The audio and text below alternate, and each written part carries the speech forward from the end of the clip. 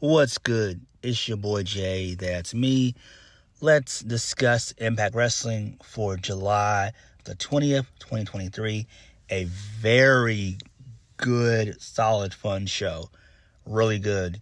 This was the Fallout show to Slammiversary. Really good show. Now, I know during the main event segment that got messed up. The audio wasn't working for whatever reason.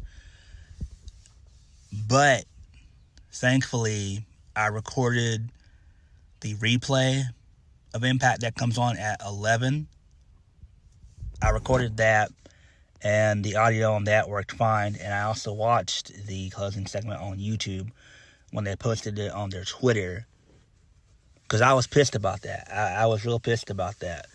I don't know why Impact has a horrible production team. That's not good. And I tried it on my laptop. It wouldn't work. I tried cutting off my TV and cutting it on again. Still no sound. So I am upset with Impact because Impact has to do better. Like, that's not good. That's not good. Anthem really needs to spend some money and put some real money behind Impact and push it, and really push the product. Really spend some money and push the product and really have a really solid production team and camera crew and everything, because Impact is a good product. If it wasn't good, I wouldn't review it. If it wasn't good, I would not review it at all. But Impact has got to work on that. They have got to work on that. That's not good. Not good at all. So I'm glad that me recording the replay that comes on at 11, I'm glad that was able to work out just fine. So I'm thankful for that. So let's go ahead and get into the show. So Scott D'Amore is in the ring. He has a mic in hand. Scott D'Amore says thank you to his hometown crowd. He said it was a pleasure to compete in front of them. But now that his leave of absence as president is over, Santino is competing tonight. Scott D'Amore will be the acting authority. He said that we'll hear from Josh Alexander, and then Scott welcomes out Jake something. But the good hands come out who suck, which are John Skyler and John Skyler and Josh Hodge or something like that, I think. I can't remember their names. Who cares? So, Skyler calls Scott D'Amore a coward and says how convenient for him to end his leave of absence before stepping in the ring against him. Hodge tells Scott to wipe that stupid look off his face. Scott takes his jacket off and says good hands need to throw down. Scott then welcomes their opponents, Rich Swann and Sami Callihan. Ugh.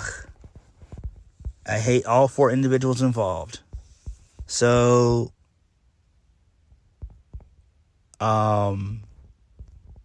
Rich Swann and Sami Callihan get the win. Not really all that important. So Swann, I think he wins via the Phoenix Splash, I guess. I don't know. I wasn't paying attention. Who gives a fuck? But it was an okay little match. Moving on. So, ABC, they're backstage. They cut a promo saying that Slammiversary was supposed to be their night, but the Rascalz, they interrupted. So, Zachary Wentz and Trey Miguel eventually interrupting Tease getting involved again tonight in their title match. So, Chris Bay starts throwing hands and all four scrap until officials and Scott D'Amore run in. Scott yells at the Rascalz and tells them to get out of the building. And then Johnny Swinger and Ziggy Dice walk up. And Scott tells Johnny Swinger if he wins one simple match, he'll get his awaited title shot.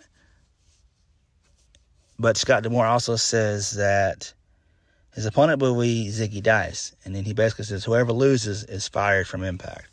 So I guess the rumors are true that Ziggy Dice has left Impact along with Nick Aldis. So that's going to be a big blow to Impact for losing Nick Aldis. Not Ziggy Dice. I mean Nick Aldis. Speaking of Nick Aldis, let's just go ahead and talk about that right now. So Gia Miller, she interviews Eric Young. He says that he has plenty of a story he has to address. He says one thing he loves is change and evolution. So Nick Aldis comes into play. He interrupts. Nick Aldis says, look at them now, back where it all began. Nick Aldis says he feels like he has a colleague against these internet darlings who have threatened to run the company into the ground. Really good shit there. That's actually 1,000% true. So Eric Young says tradition is beautiful, like getting in the ring and settling differences. So Nick Aldis offers a handshake and says, let's dance. Now, this is really going to hurt Impact, losing Nick Aldis. It sucks. I don't believe the rumors that he's going to go to WWE just to be a producer. I think that's a bunch of bullshit. It really is. I think he is going to go to WWE for sure. Because what's Cody going to do for the fall once SummerSlam has concluded? Who's he going to feud with? Who? Now, there's a possibility that Randy Orton could return, maybe, but Nick Aldis would be great. I'd love for Nick Aldis to go to WWE to feud with Cody Rhodes. I think that'd be tremendous. That'd be great. So hopefully he goes to WWE. Now, if he was going to go to AEW, he would have went to AEW. They would have made an offer to get Nick Aldis a while ago. Because Nick Aldis also fits in AEW, but I think that Nick Aldis would get lost into the shuffle. So there's that. But I do think that he would be better off in WWE for sure. The guy's believable. He's good on the mic. He's a great heel. He can be a great babyface. So he can play either role very well. And he just gives me that old school vibe, man. And I love it. I love it. Moving on. Oh, maybe Diener gets involved and cost Eric Young the match or whatever. I don't know. Who knows? Moving on. So Jake Something versus Kevin Knight. Very, very good match. Kevin Knight, super agile cat. Jake Something wins via the Void Slam for the 1-2-3. But this match was fucking solid. I enjoyed it. Thoroughly enjoyed it. I love the fact that they are building up Jake Something. And Jake Something actually needs to be something. Hopefully Impact can put the machine behind him. And he can become X Division champion in due time. I could even see him being world champion once he works on his promos and everything else and all that. But the guy looks like a fucking star. And I always like wrestlers like that. I like guys who look like stars. Moving on.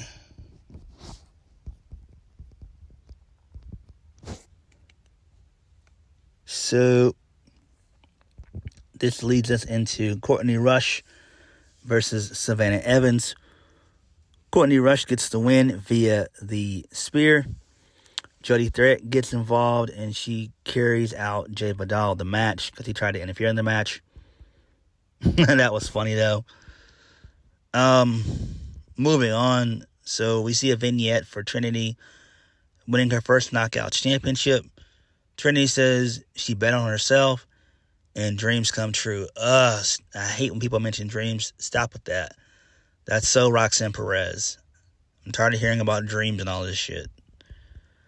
So the Coven, they interject and they issue a challenge to Trinity and Danny Luna as they're trying to recover from their Slammiversary loss because they still want to get the Knockouts Tag Team Championships back around the waist of the Coven. So hopefully that'll turn into a good little feud between MK Ultra and the Coven. Moving on. So Tom Hannifan, he mentions how Slammiversary was Impact's highest attended event in 4 years.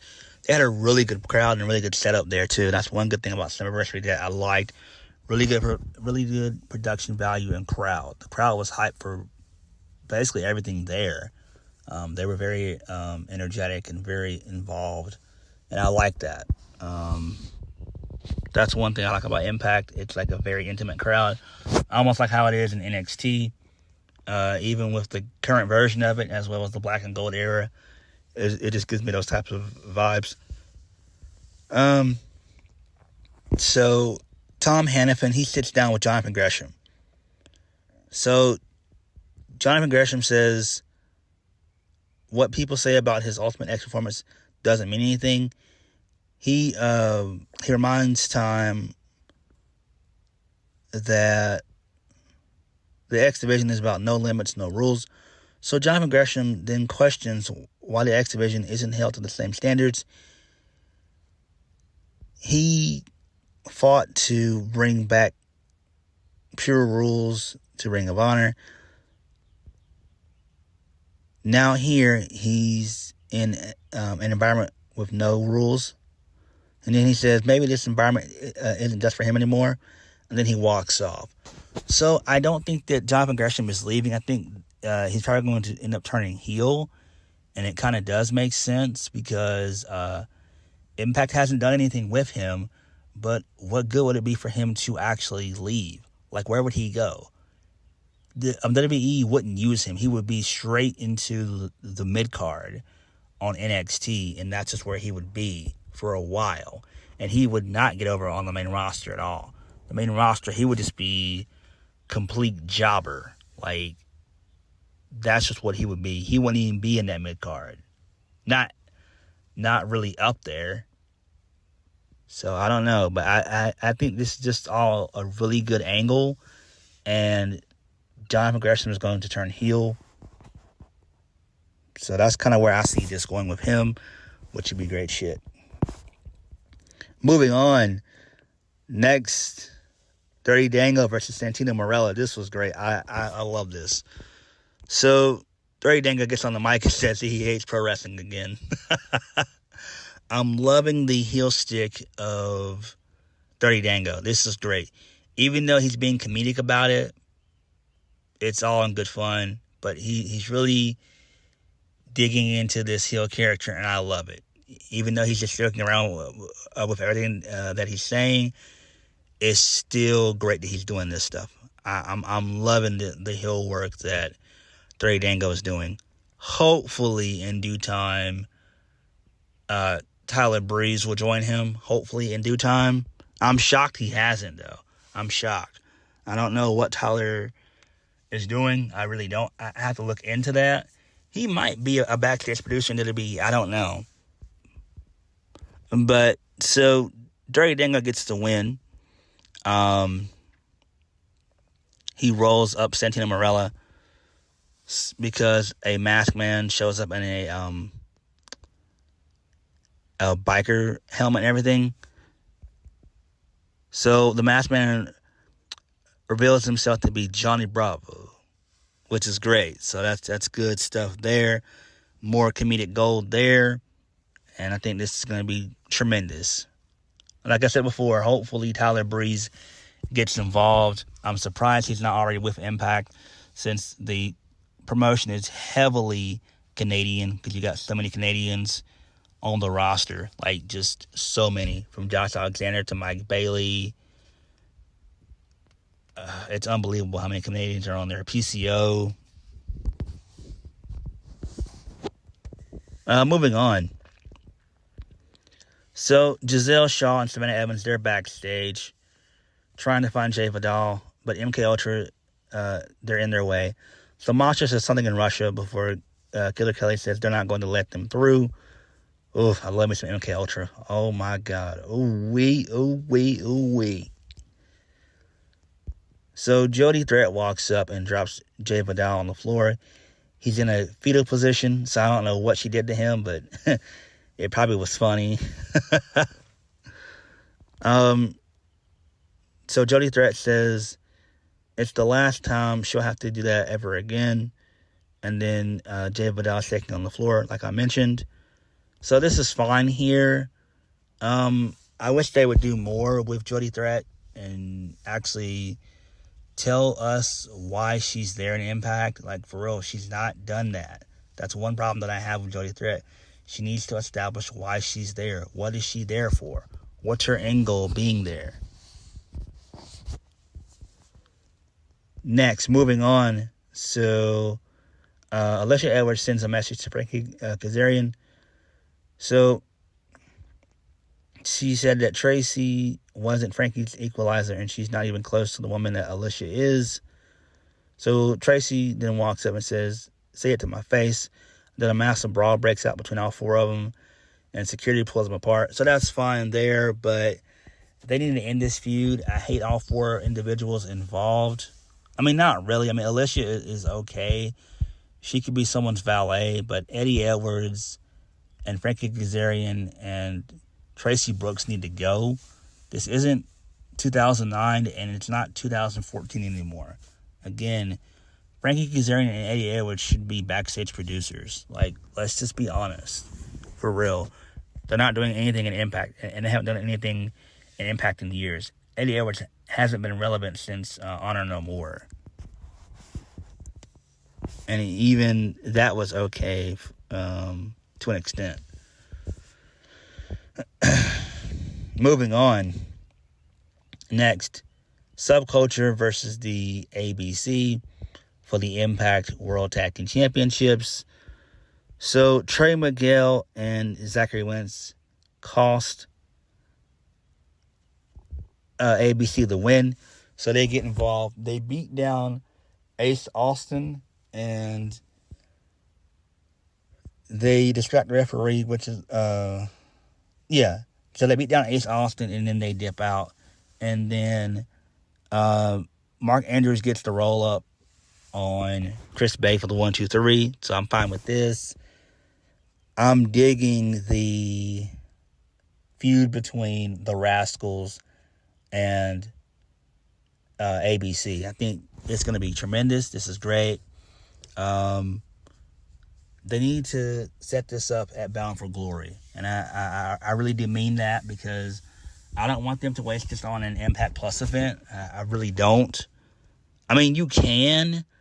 Like, you can do a couple matches there, but you really need for, like, the feud to culminate and end at Bound for Glory. That's what they need to do. But I'm excited for that for sure, because I like all four individuals involved.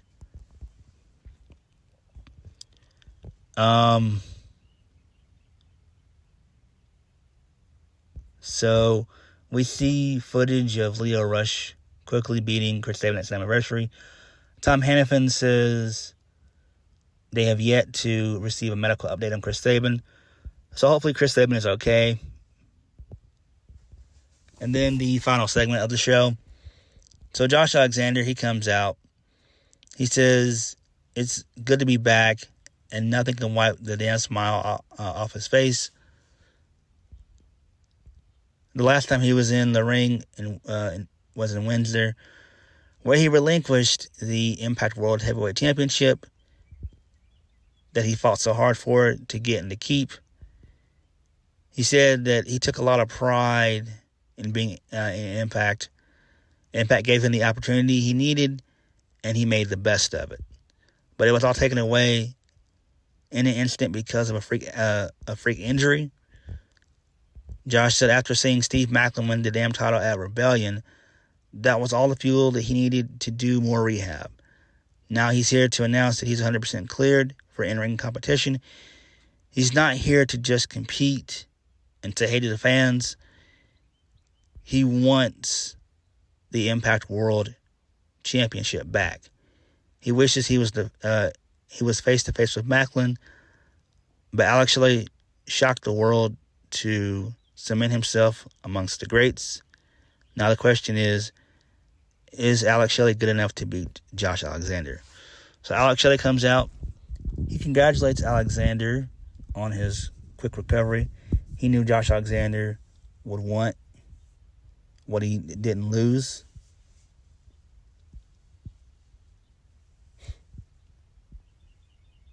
So Shelley says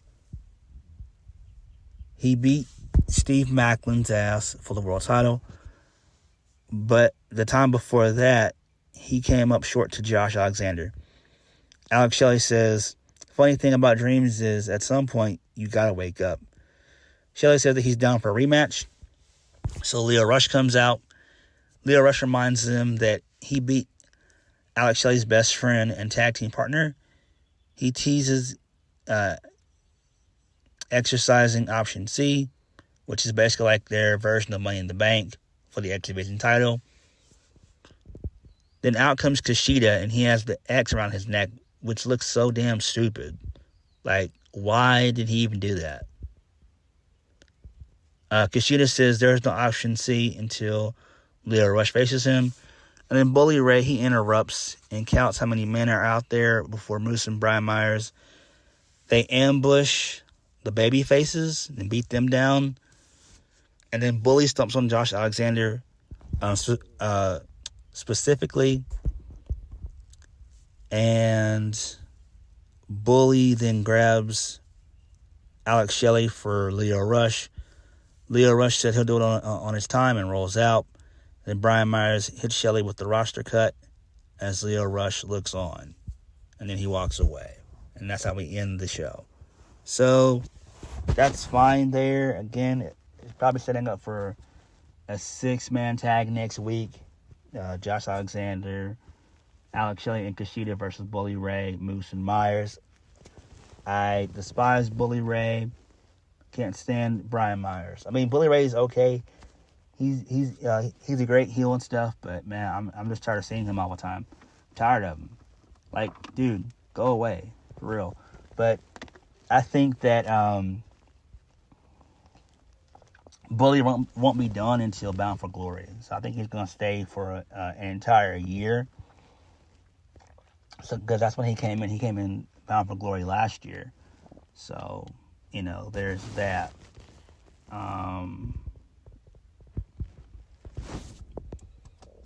I don't know where this is all going. I don't, because now that Nick Aldis is gone, or rumors have it that he is gone and he's left the company, what do you do? Like, who are they going to push to move Impact forward? You can't do it with Josh Alexander. Josh wasn't in any good feuds. The only 2 good feuds that he had was with Moose and Bully Ray. That's it. Because Josh is just a typical work rate guy. You can't continue to have Alex Shelley as champion because Alex Shelley is just a transitional champion. Lio Rush, I'll be fine with that, but do you really want him as world champion? I mean, I don't know. I really don't know. But Impact will figure it out, I guess. They'll figure it out. I don't know. It's interesting to see what they're going to do. But this was a very decent show for the most part. There was some stuff I didn't like on here, but for the most part, it was a solid show. But what did you guys think? Please hit the like button, comment down below, and subscribe for more videos. I'll catch you guys later. Peace.